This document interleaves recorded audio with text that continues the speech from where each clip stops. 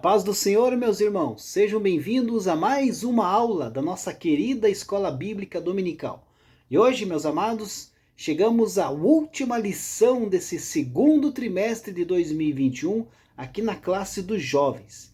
Nesse trimestre, meus amados, estudamos aí o tema O Cuidado de Deus com o Corpo de Cristo. Lições da carta do apóstolo Paulo aos Coríntios para os nossos dias. E hoje chegamos na lição de número 13, que tem aqui como título A Santa Ceia, o Amor e a Ressurreição.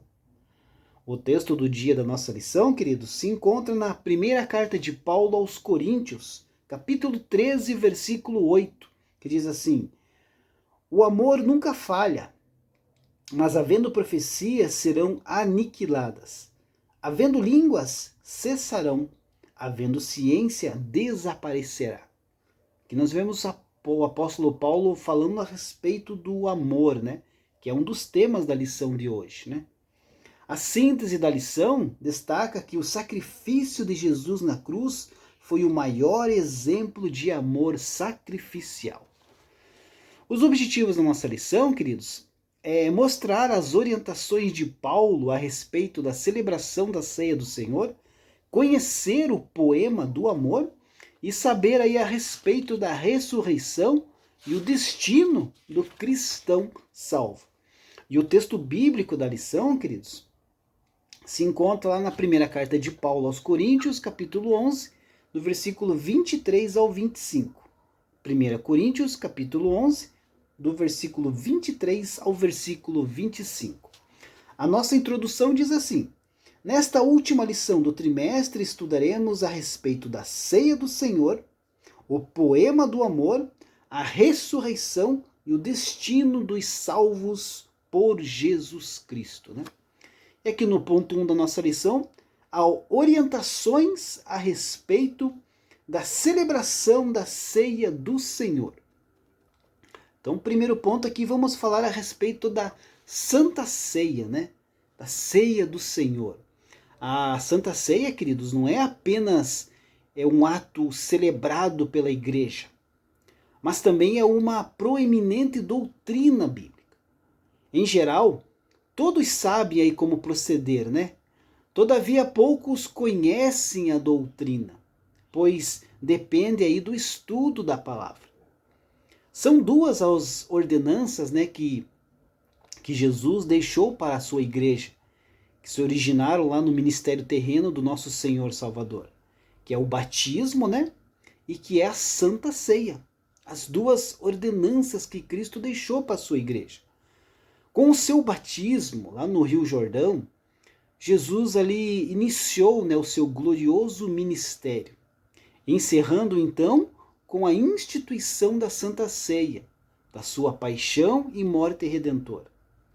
Enquanto que o batismo fala da nossa fé em Cristo e ocorre uma vez apenas na vida do crente, a ceia do Senhor diz respeito à nossa comunhão com Jesus e deve ser sempre renovada. A Santa Ceia, portanto, queridos, é uma ordenança da igreja, instituída por Jesus na noite em que ele foi traído.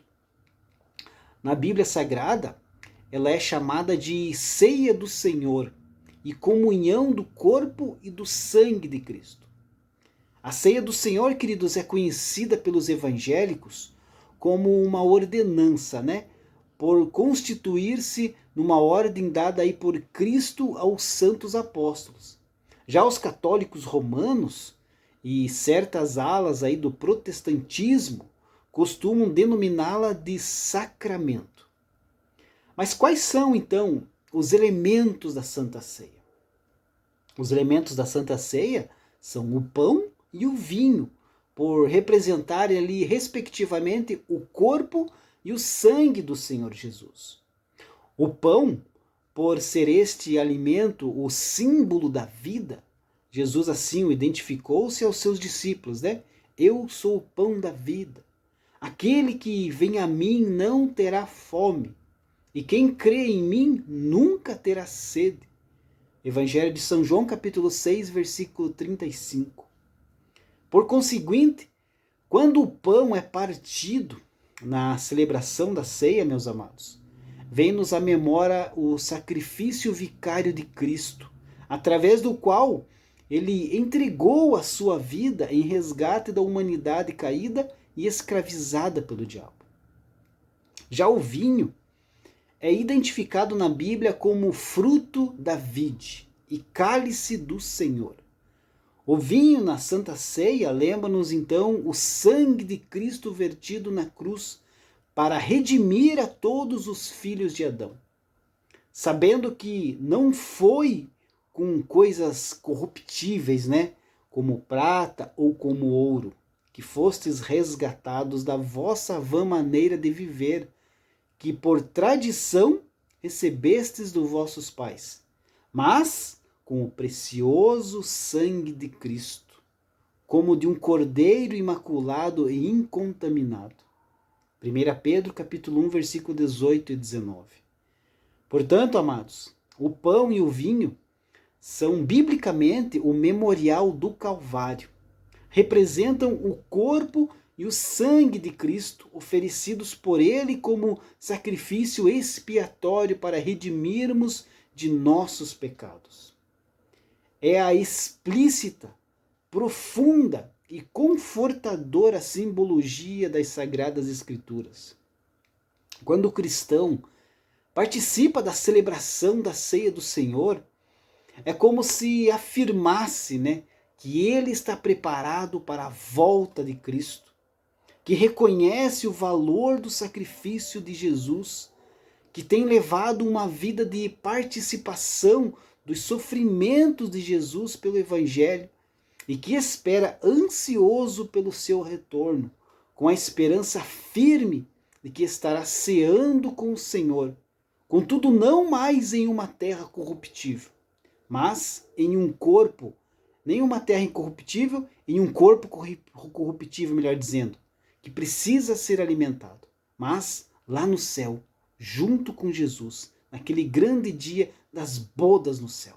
Será um dia maravilhoso, em que esperamos estar todos juntos celebrando com Cristo a nossa grande vitória. O ponto 2 da lição, meus amados, o poema do amor. Aqui o apóstolo Paulo vem falar a respeito do dom do amor, né? Que é muito mais alto do que todos os outros dons, né? No Novo Testamento, a palavra amor, que em algumas traduções aí é expressa pela palavra caridade, tem aí como significado, vem, né, da palavra grega ágape. Embora esse termo não fosse aí comum antes do nascimento da igreja cristã, ele já era bastante conhecido.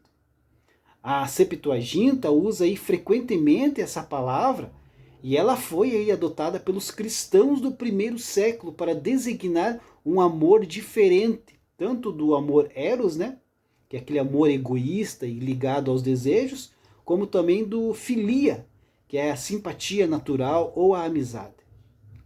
A ágape, então, queridos, é um amor que está em completa harmonia com o caráter da pessoa que o exprime. Dessa forma, no Novo Testamento, a palavra ágape expressa cuidado e compaixão por aqueles que são totalmente indignos. Era um amor dedicado aos outros sem qualquer expectativa do benefício ou recompensa. Era um sentimento supremo e redentor, e só poderia vir de Deus. Sua maior expressão foi revelado na cruz de Cristo. Ele passaria a ser uma marca registrada, então, especial de todos os cristãos. O amor através da cruz de Cristo. O maior dom, com certeza, é o amor, porque é o dom essencial a todos. É uma característica acentuada de Cristo. É o dom mais abrangente. É o dom mais permanente. A igreja de Corinto dava muita importância, né, às pessoas que tinham conhecimento dos assuntos humanos e divinos e que conseguiam ali fascinar as outras com seus feitos de fé. No entanto, o apóstolo Paulo faz uma declaração arrebatadora ao dizer que alguém pode ter esses dons e ainda assim não ser nada. É o amor que faz a diferença. Mesmo sem esses dons, o amor ainda representa o supremo valor. Sem amor, queridos, todos os dons são insignificantes.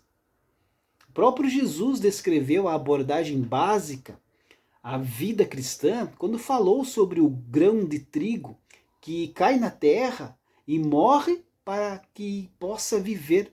João 12, 24. Esse, queridos, é o amor cristão, que está em direta oposição ao interesse egoísta. O egoísmo e o amor não podem residir no espírito do mesmo homem.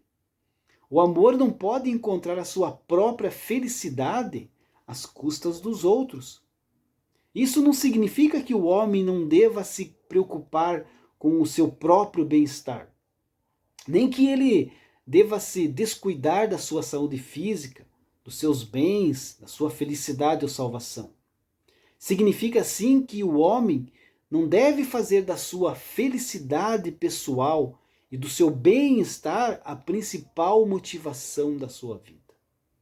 O amor, queridos, leva o cristão a procurar o bem-estar dos outros, mesmo às custas do esforço, da abnegação e do próprio sacrifício pessoal. Este é o amor. Ponto 3 da nossa lição, partindo já para o final. A ressurreição e o destino do cristão salvo. Na igreja de Corinto, meus amados, alguns coríntios, individualmente, eles acolhiam ou rejeitavam a doutrina da ressurreição. Como a maioria dos problemas que existiam entre eles se originavam ali da cultura helênica, da cultura grega, é provável que aqueles relacionados também com a ressurreição tivessem então a mesma origem. O ensino das religiões e filosofias populares gregas imaginava que o espírito desencarnado do homem atravessava as esferas planetárias para finalmente abandonar cada parte da existência em carne e osso do homem, até a sua consciência e raciocínio. Essa abordagem grega estava baseada no conceito de que a matéria ou a substância material era a origem de todo o mal. Assim sendo, a ressurreição do corpo era algo que oferecia um apelo desprezível àqueles que eram influenciados pelo pensamento grego. Para essas pessoas, a imortalidade da alma, ou a própria alma, era o objeto da sua fé e esperança. Outros, aparentemente, ensinavam que a ressurreição já havia até acontecido. Para o apóstolo Paulo, isso representava então uma heresia. Alguns ensinavam que ela realmente acontecia no ato do batismo. Olha só os ensinamentos errados. Esses heréticos afirmavam que através do batismo eles já haviam se tornado participantes da vida ressuscitada e que nada mais restava ser obedecido. Paulo ensinava, queridos, assim como todos os apóstolos, que a ressurreição de Cristo representava as primícias ou a evidência inicial da ressurreição dos cristãos. Em Cristo, meus amados, a redenção é total, inclusive do corpo.